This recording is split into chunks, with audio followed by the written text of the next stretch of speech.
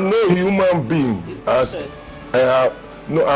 far as this Christianity is concerned who knows Simeon more than me. He has always said so. Nobody. When I say nobody, I mean nobody, not friends that they are doing. The man, Reverend Dr. Bishop Simeon Oka, I'm talking about, you know, it's like the rose.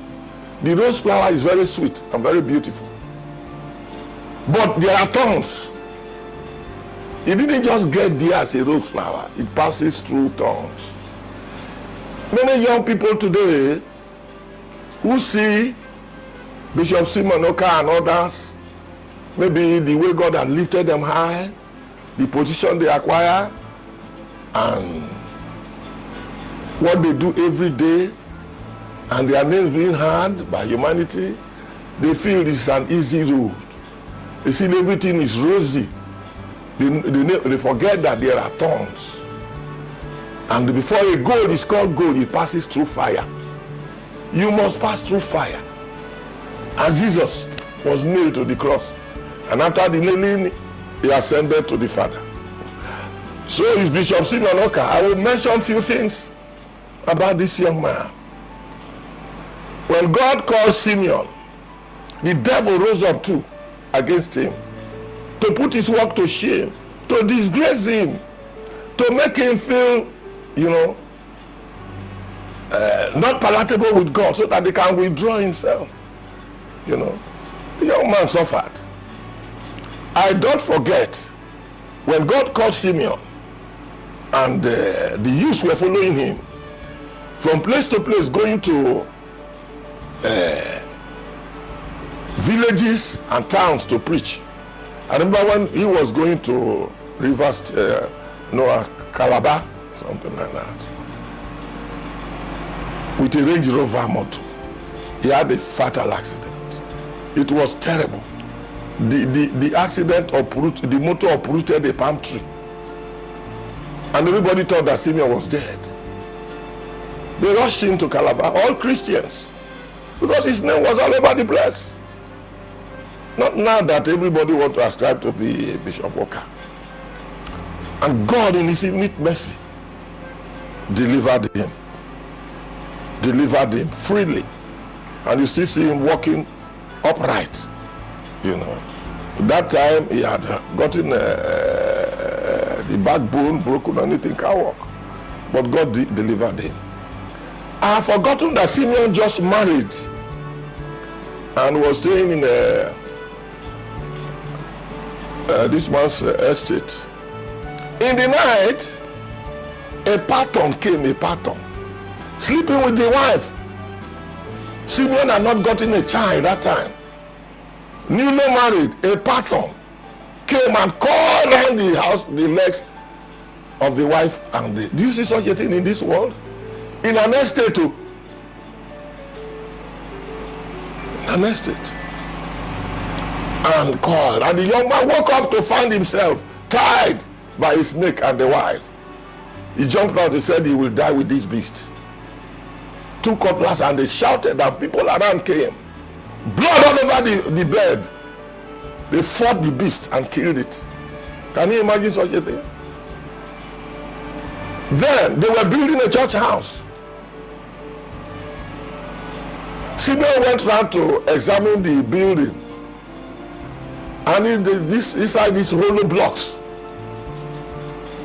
this snake, cobra, a very mighty cobra, set up his head up like this. He didn't know, the young man didn't know that he will finish him and blind his eyes so that he cannot see and preach the gospel.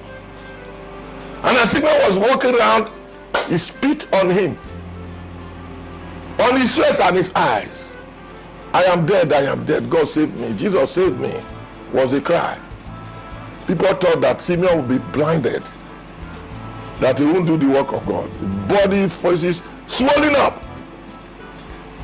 And Jesus came from heaven and healed him. And he continued. And then oppression in the church. Because when they saw a young man grow up that time, they say, what is this man? And everybody is hearing his name. Simeon left the church when the pressure was so much. I went to one school there, the school opposite there, to start prayers. And there God spoke to him to come to Atomokolomi, that there is land here for him. That was how Simeon moved to Atomokolomi in Warri here, bought the land from one Marioga, established a church, and the place became full again. Simeon,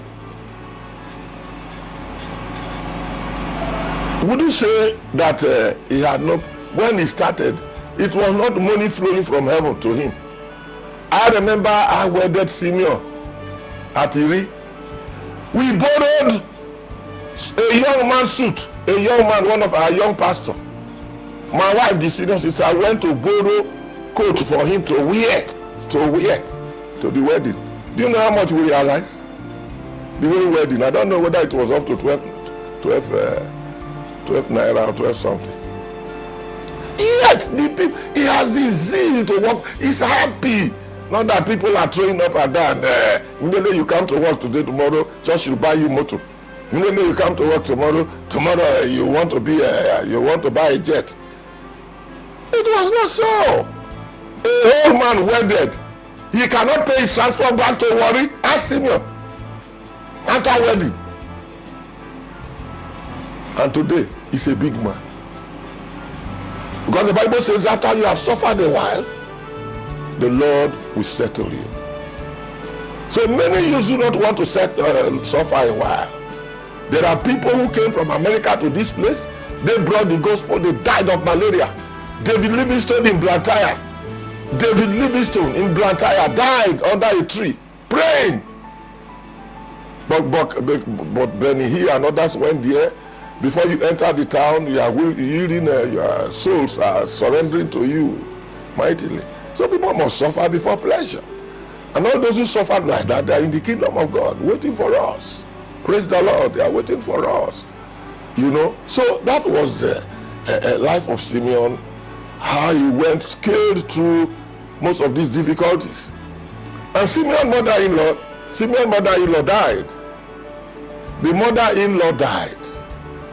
And Ayo and many of us, all of us, were going to a small village in the river Niger called Kenaniri, where he was born, where Simeon was born.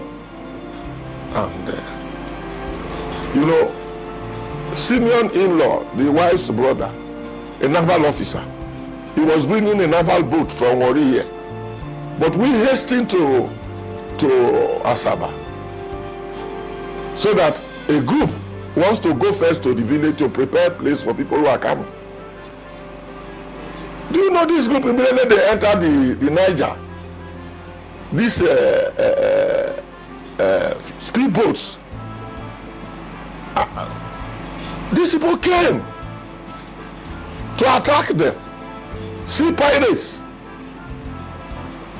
They came with a AK-47, you call it. Can you imagine ordinary people carrying nothing? They attacked them in the river Niger. They jumped inside the canoe, capsized the canoe. Unfortunately, that was the time. First time some people are leaving Benin, Lagos here, this Yorubas, going to the riverine area. Going to the riverine area. You can imagine such a tragedy. And the canoe sank. But to the glory of God, these women, I know some women, they were floating on the water, top of water, until our boat came to pick them. But the pastors, two pastors, who were the closest person to Simeon, that's ministry, and they know how to swim. They were swimming, telling others, follow us. They sank. In fact, one of the miseries.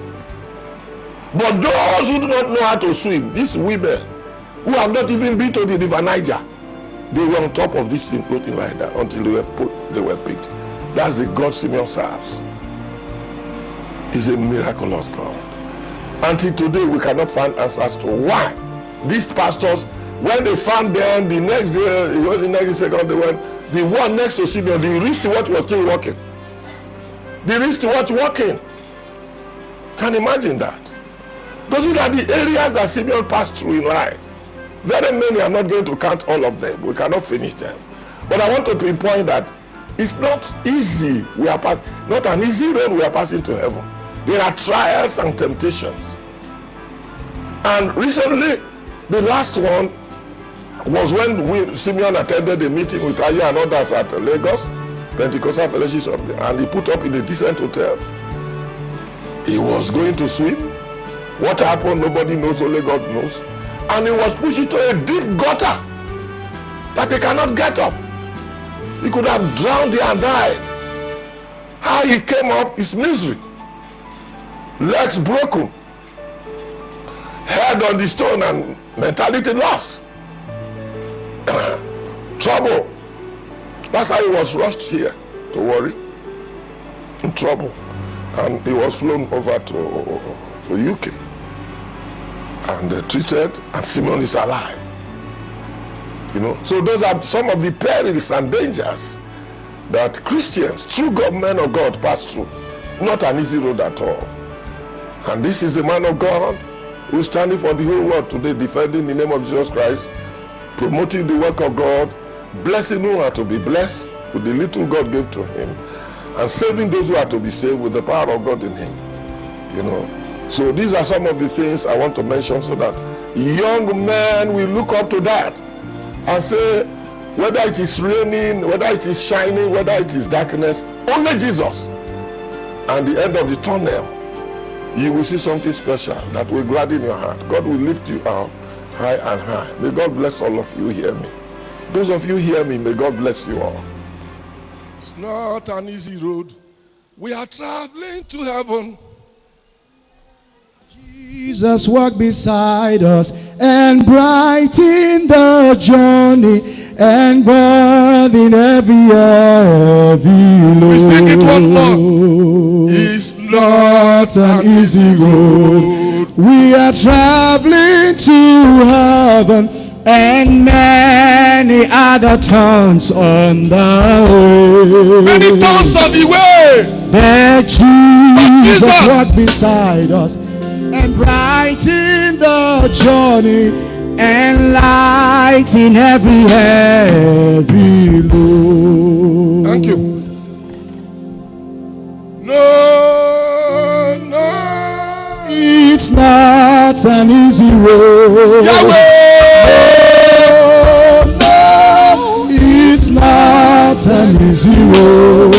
But Jesus walked beside us and brighten the journey and light in every heavy load.